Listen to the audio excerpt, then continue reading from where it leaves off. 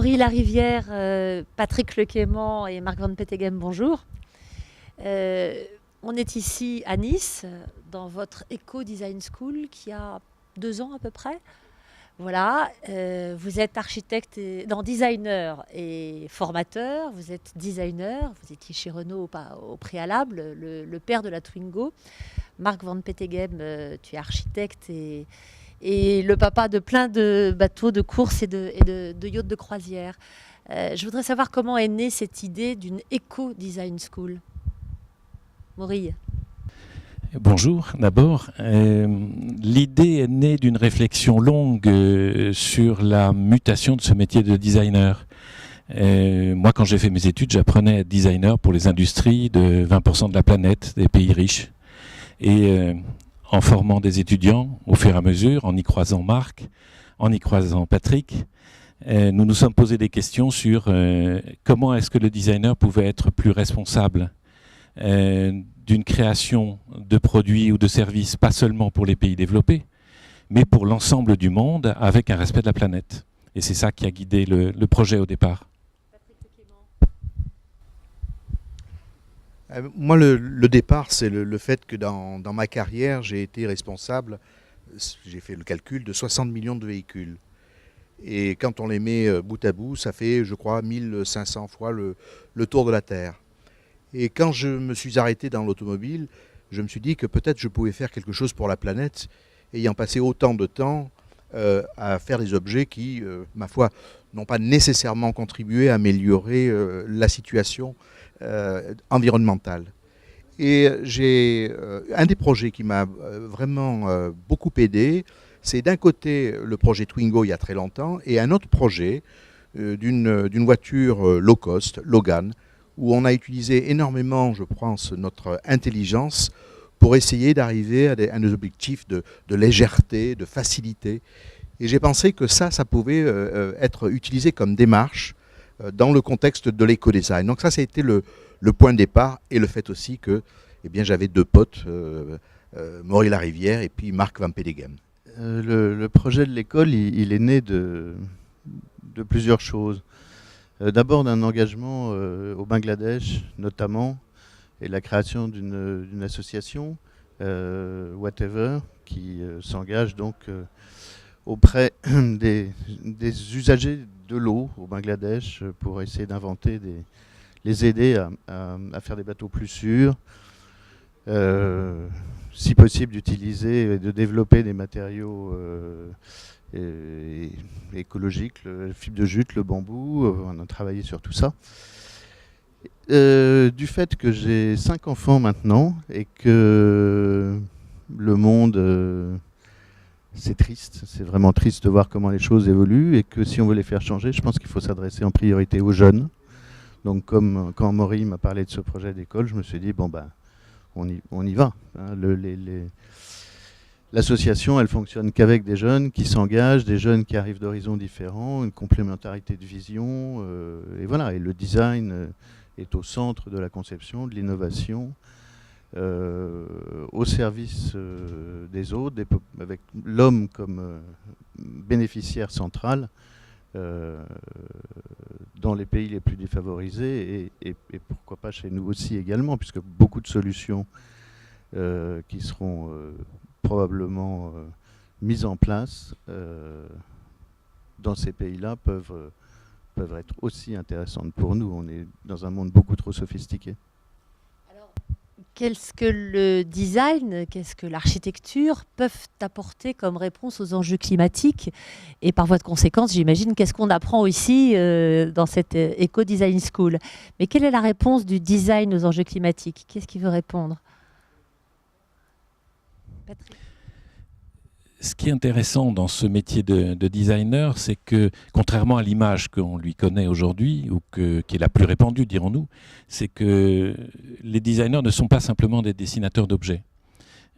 Quand vous voulez imaginer des choses pour le futur, vous avez tout intérêt à être créatif sur les scénarios d'usage et en vous occupant de la vie des gens. Et moi, j'aime bien définir le design comme un métier qui va faciliter, qui va aider la vie des gens, qui va aider les gens à mieux vivre. Alors ça paraît surprenant parce que l'image qu'on a du design, c'est plutôt un beau canapé esthétique qu'on a chez soi. Mais voilà, ce métier est un métier très complémentaire d'ailleurs d'autres métiers comme celui de l'ingénieur ou celui du marketing.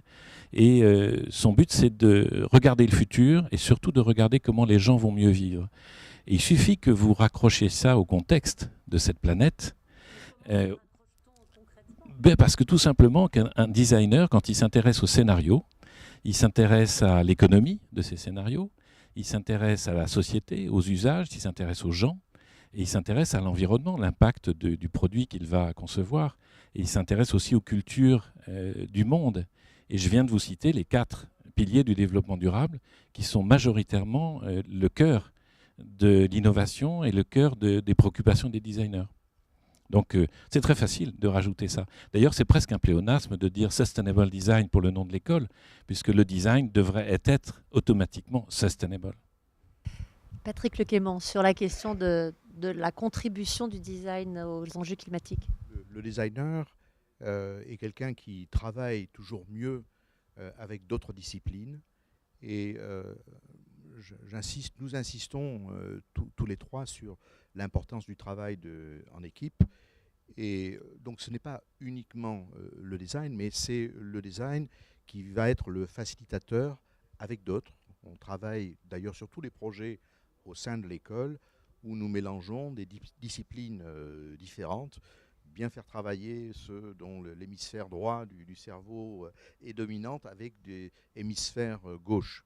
Donc moi ce que je dirais, c'est que notre contribution, c'est d'arriver à travailler mieux avec différentes expertises en utilisant au mieux notre intelligence, encore une fois en ayant cette vision sur la notion de scénario d'usage et en mettant vraiment tous nos talents au service de l'homme, puisque c'est bien de ça dont on parle, de trouver des solutions qui sont simples, de se battre contre la complexité que nous nous imposons nous-mêmes, de trouver des moyens, des solutions avec le minimum de complexité, de trouver des solutions qui correspondent véritablement aux attentes. Et je crois que c'est vraiment une des réponses les plus importantes que le design peut apporter.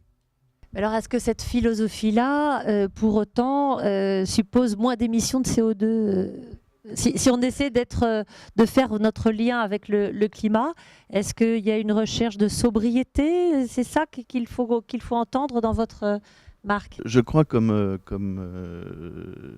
mes amis l'ont dit, que cette complémentarité entre le marketing, la technique et les designers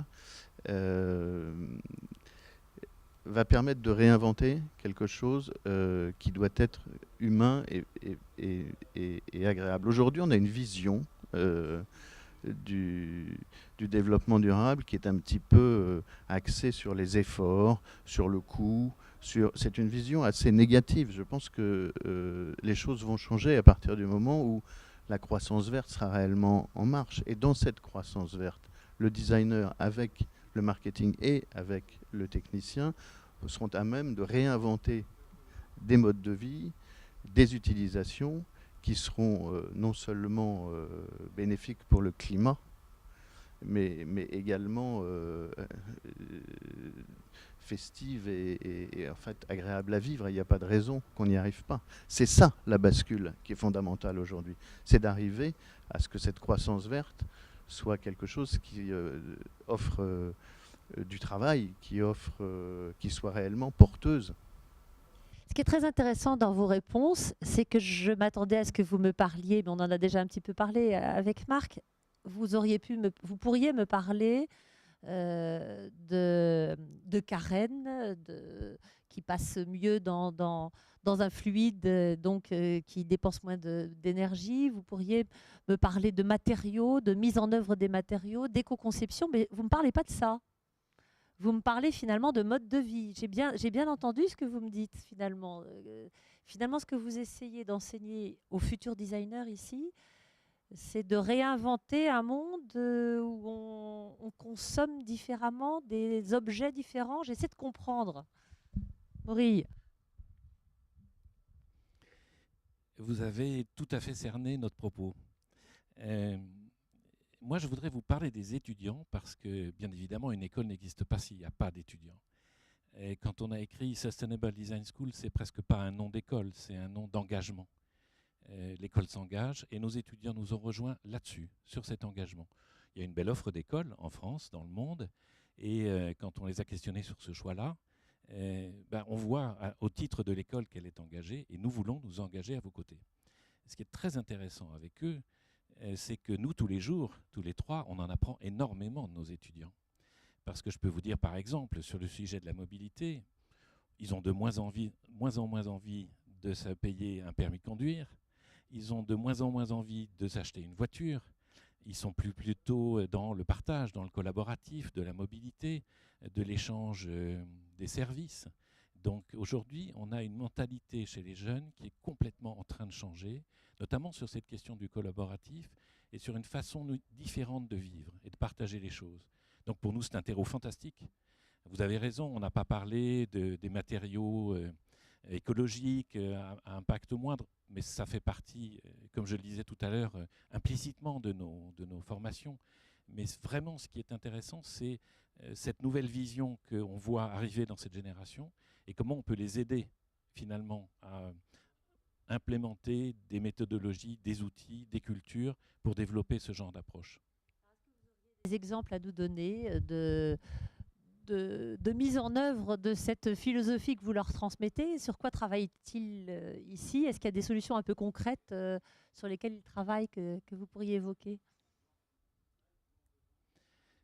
Alors, je voudrais évoquer un très très beau sujet de diplôme qui est en train de se développer. Désolé, on va encore parler de bateaux et de mer, mais c'est ce qui nous touche, je crois, aujourd'hui. C'est un étudiant qui a réfléchi au métier du pêcheur, et au métier plutôt du pêcheur artisanal, celui qui a son petit bateau et qui va faire sa pêche tous les jours. Et on sait que ces métiers sont difficiles, on sait qu'il y a de moins en moins de poissons, que c'est des métiers qui sont tendus parce que sans doute peu rémunérateurs. Et sa réflexion l'a amené à imaginer comment ce marin-pêcheur qui a une culture de la mer, qui a une connaissance du littoral, peut apporter autre chose aux autres. Encore une histoire de partage. Et il a développé tout un travail de bateau partagé, bateaux de plaisance, mais bateaux partagés pas seulement entre des gens qui ont envie de faire un tour en mer, mais aussi de partager une culture avec quelqu'un qui a cette connaissance du territoire marin. Ça, c'est le genre de projet qui va se développer là pour un prochain diplôme. Et je pense qu'on est vraiment dans ce mélange d'un regard sur le monde actuel, sur un métier, le métier de marin-pêcheur, et sur cette idée de collaboratif que les jeunes apportent. Alors une dernière question, je voudrais savoir, je vous renvoie à vos métiers d'origine. Patrick Lequaimant, la voiture qui serait du futur, qui serait dessinée par un étudiant de l'Eco-Design School, finalement, elle serait très différente de ce que vous avez dessiné auparavant. Alors, moi, je ne peux pas vous dire à quoi elle ressemblerait, parce qu'on ne sait pas déterminer ce qui sera dans 10 ans. On sait peut-être déterminer les grandes orientations conceptuelles. Ce que nous faisons, et d'ailleurs nous travaillons sur de nombreux projets, malheureusement la plupart du temps avec des partenaires qui nous imposent une certaine confidentialité. Il n'empêche que nous avons travaillé et nous travaillons sur des projets de mobilité, plus particulièrement en Inde en ce moment. Et là, ce que l'on peut dire, c'est qu'on revient à cette notion de scénario d'usage. Nous avons fait beaucoup d'études pour bien comprendre, bien cerner quelles étaient les attentes et de faire de développer des idées qui étaient économiques d'un point de vue réalisation. Donc on n'est pas dans le paraître, on est vraiment dans une démarche de fond, de trouver des solutions qui correspondent aux véritables attentes. Mais ça ne veut pas dire du tout que l'aspect du véhicule ou le plaisir associé à avoir un véhicule à l'avenir sera tout d'un coup sans intérêt et que on reste purement et simplement dans un contexte de fonctionnalité. On essaie d'associer à la fois l'émotion et la fonctionnalité, mais d'une façon différente et d'une façon, je l'espère en tous les cas, plus intelligente. Marc, les navires du futur, qu'ils soient de plaisance, de grande plaisance, ou même les cargos, parce que je sais que tu t'intéresses à ça, repasser à la moulinette de l'Eco-Design School, ça ressemblerait à quoi? En tout cas, ce serait un très beau sujet pour l'année prochaine. On a commencé à en parler, justement. Euh, ce, ce dont, enfin, je crois, les axes sur lesquels il faut vraiment travailler, c'est évidemment la propulsion, hein. Juste pour mémoire, 90% du commerce maritime transite par bateau, et c'est les sources d'émissions, particules fines notamment, qui sont terrifiantes, donc il faut changer. Et comme à la fois c'est le moyen le moins cher pour transporter les choses, il y a une certaine inertie de la part de cette industrie, mais bon, ça n'empêche pas qu'il faut y travailler. Donc oui, ça c'est certainement tout ce qui est propulseur éolien est certainement un axe de travail important. Et puis, alors ça c'est vrai pour la plaisance, mais aussi évidemment pour les bateaux marchands. Et puis pour les bateaux de plaisance, c'est évident qu'il y a vraiment beaucoup de choses à faire pour pouvoir déconstruire les bateaux facilement et donc le prévoir à la conception. Peut-être aussi changer moi c'est plus dans la plaisance, je suis toujours extrêmement surpris du fait qu'on essaye de transporter le confort de la Terre sur la mer. Et je trouve que, mais ça c'est un souhait personnel, on devrait réinventer ce qu'est le confort à bord d'un bateau, donner une vision qui serait propre à ce monde-là. Voilà. J'aimerais bien t'entendre dire aussi ta conception. Là, en mer, c'est quoi? C'est une série d'instants, hein, c'est ça? Oui, oui, non, mais l'histoire du temps m'intéresse beaucoup, effectivement, et je crois que le moment, les moments qu'on passe en mer sont des moments rares, puisque le temps est dilaté, parce que le bateau se déplace lentement, et que donc on a le temps de ces moments de conversation, de partage, qu'on a rarement ailleurs, et que donc c'est autour de ces moments-là que se définit pour nous l'architecture d'un bateau et que se définit ce qui doit être la vie à bord. Merci à tous les trois. Merci.